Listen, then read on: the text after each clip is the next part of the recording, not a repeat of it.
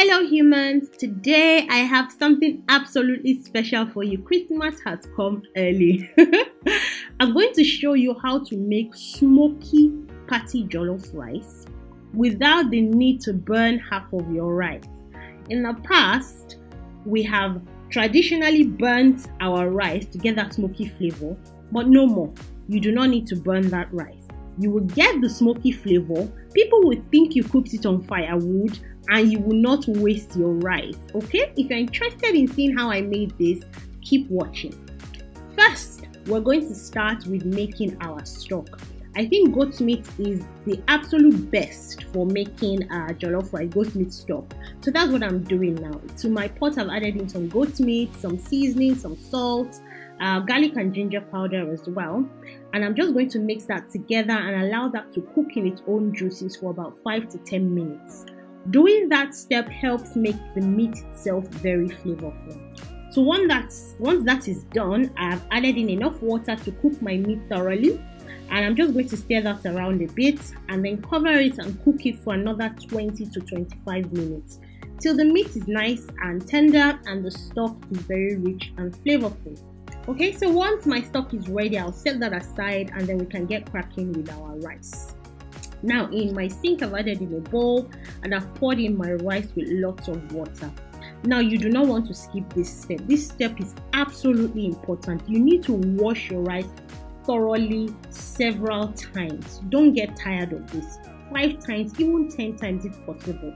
The reason for this is you do not want your rice to be clumpy. If you look in the sink, it looks as if I poured milk in the sink. Obviously it's not milk. It's the starch from the rice.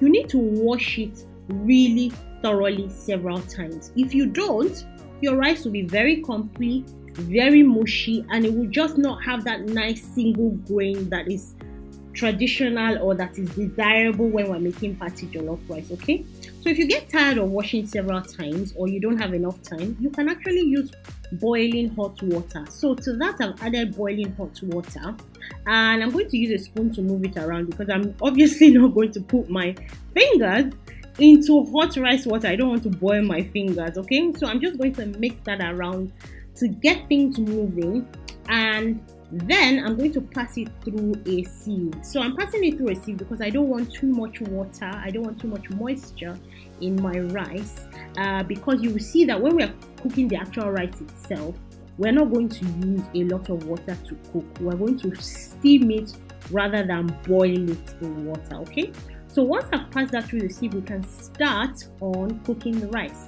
So to my large pot, I've added in some oil. And then I'm adding in some tomato paste and some onion. Now, this step again, you should not skip it. Now, I know I'm saying that you shouldn't skip a lot of steps. Patty jollof rice, delicious patty jollof rice does not happen by magic. There are so many techniques to it that you need to follow to get the best results, okay? So you're going to fry the onion and the tomato paste for at least 10 minutes, if possible 15.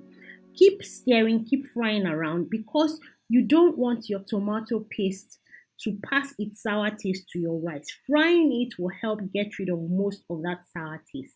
Once you're done with that, you can then pour in your blended onion and pepper and tomato.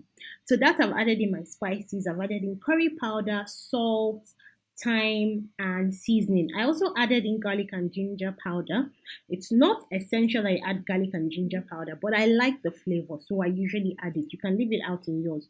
So we allow that to fry again for another 10 to 15 minutes. It's very important. Keep stirring at intervals so it doesn't burn. And then I'm going to stir that. And when I'm happy with my base, I'll taste the base as well and make sure that everything tastes as it should. Then it will be time to add the rice.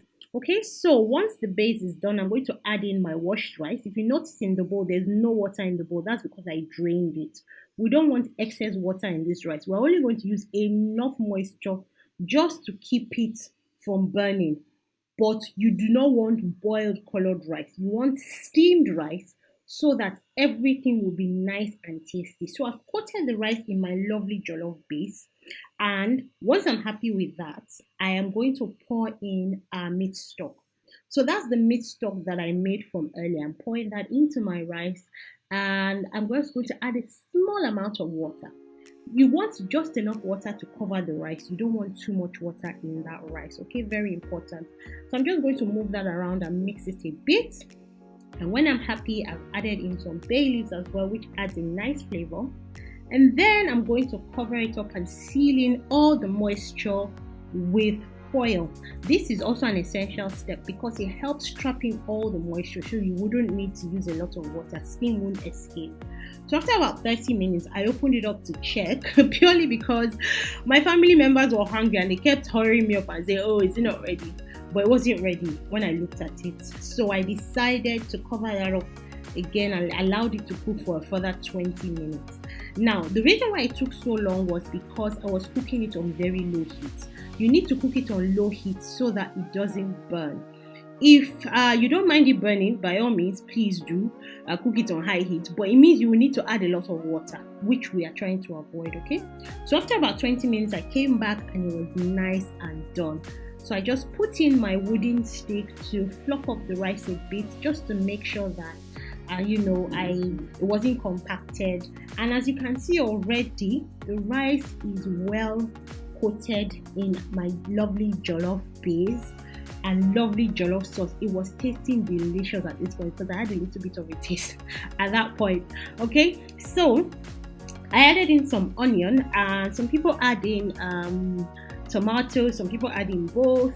But I like the taste of fresh onion in my jollof rice, so I just added that in and I mixed that and it was lovely. But we're not done. This is the part where we make the smoky flavor, okay? So I switched on my little camp gas and I put in there a small piece of coal.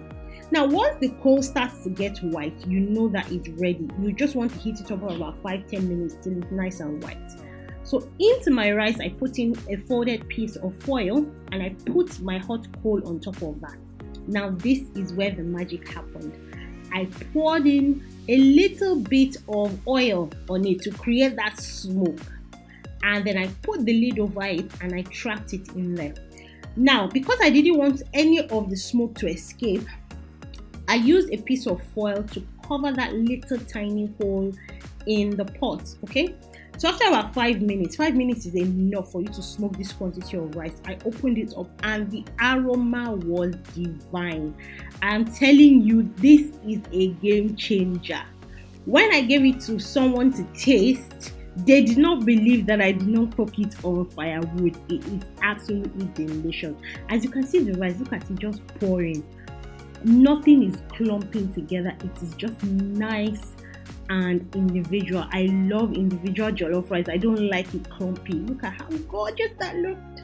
And then I served it with nice plantain, and then of course I had to serve it with a massive piece of chicken because why not? Absolutely delicious, absolutely gorgeous. This is just something that you should definitely add to your Christmas menu. Now I'm going to taste that for you and let you know. Of course it was delicious because Mrs. Kush cooked it. I hope you try this method very soon. Thanks for watching. Bye.